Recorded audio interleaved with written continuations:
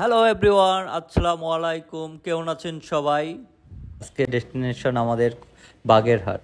বাগেরহাট যাওয়ার আগে আমাদের হাতে অফুরন্ত সময় ছিল, তাই কফি হাউসে চলে এসেছি।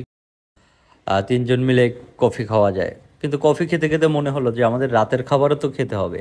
এত দূরের জার্নি, তো রাতের খাবার না খেলে কীভাবে হবে? এই জন্য আশেপাশে ছিল অষ্টব্যঞ্জন।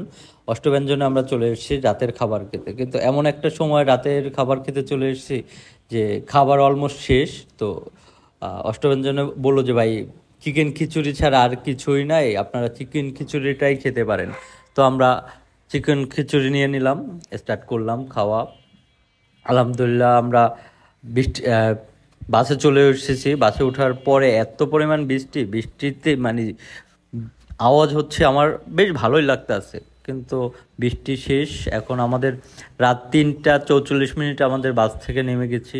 নেমে দেখে স্থানে একটা চায়ের দোকান আছে। চা খেতে খেতে আমরা দেখলাম যে এখানে ভ্যান ছাড়া আর কোনো অপশন নাই, ভ্যানে উঠেই আমাদের গন্তব্যে যেতে হবে। তখন আমরা ভ্যানে 200 টাকা ভাড়া করে গন্তব্যের দিকে চলে যাচ্ছি। তো গন্তব্যের একটা প্রান্তে হচ্ছে আমাদের যে রিসিভ করবে সে দাঁড়িয়ে আছে, সে আমাদের জন্য অপেক্ষা করছে।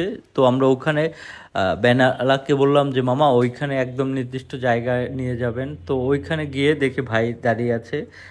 ভাইয়ের সাথে আবার চা খাওয়া শুরু করলাম। চা খেয়ে আবার ভ্যানে উঠলাম। ভ্যানে উঠে ভাই তার বাসায় নিয়ে যাবে আমাদের। আমরা কিচ্ছু চিনি না। তো একদম ঘুটঘুটে অন্ধকার রাতের বেলা, আমরা কিচ্ছু চিনি না। সেখানে আমাদের নিয়ে গেছে মামায়। মামা বলতো ওই ভাইয়ে ভাইয়ে বলতেছে যে ভাই এদিকে আমাদের পায়ে হেঁটে যেতে হবে, এদিকে গাড়ি যায় না। তো একদম নদীর পাড়ের একটা এরিয়ায় তাদের বাসা। তো দেখতেই আছেন যে অন্ধকার, এবং এই হচ্ছে ভাইয়ের বাসা। আমরা এখানে গিয়েছি। এখন ভাই বললো যে ভাই আপনারা বাসায় শুয়ে থাকেন, সকাল হতে অনেক সময় লাগবে। কিন্তু আমরা বোটে শুয়ে পড়ছিলাম, মানে বোটে বসতে বসতে আমাদের ঘুম চলে আসছে, বোটে রেস্ট নিচ্ছি।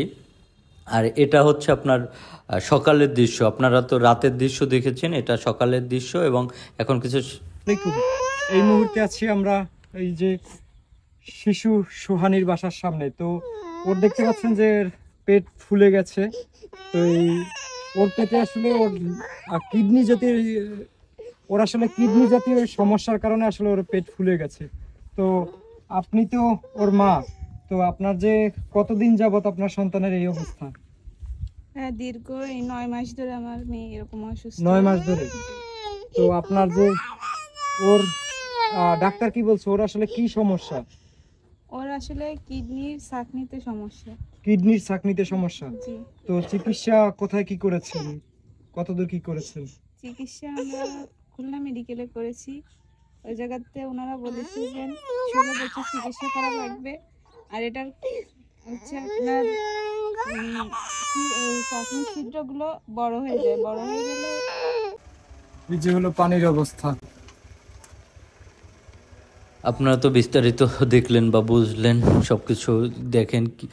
বাচ্চাটাকে কিছু হেল্প করা যায় নাকি? এই ফ্যামিলিটার জন্য আমরা এখানে গিয়েছি যেন কিছু হেল্প করতে পারি বাচ্চাটা বা ফ্যামিলির জন্য। বাচ্চাটা খুবই অসুস্থ।